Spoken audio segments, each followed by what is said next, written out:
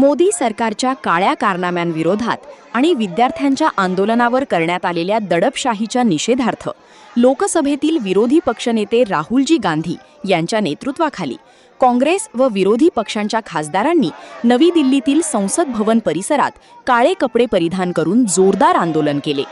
या आंदोलनात काँग्रेसच्या नेत्या व खासदार प्रियंका गांधी तसेच सोलापूरच्या खासदार प्रणितीताई शिंदे यांच्यासह काँग्रेस आणि विरोधी पक्षांचे अनेक खासदार सहभागी झाले होते। यावेळी आंदोलक खासदारांनी नरेंद्र मोदी कायर है, नरेंद्र मोदी राजीनामा द्या, मोदी सरकार शरम करो अशा जोरदार घोषणा देत केंद्र सरकारचा तीव्र निषेध केला। विद्यार्थ्यांच्या आंदोलनाचे मोदी सरकारकडून करण्यात आलेले चुकीची हाताळणी, विद्यार्थ्यांवरील दडपशाही आणि आंदोलनाचा आवाज बळाचा वापर करून दडपण्याचा प्रयत्न याविरोधात विरोधी पक्षांच्या खासदारांनी संताप व्यक्त केला। तसेच केंद्रीय शिक्षण मंत्री धर्मेंद्र प्रधान यांना आता पदावर राहण्याचा कोणताही नैतिक अधिकार उरलेला नसल्याचा आरोप यावेळी करण्यात आला।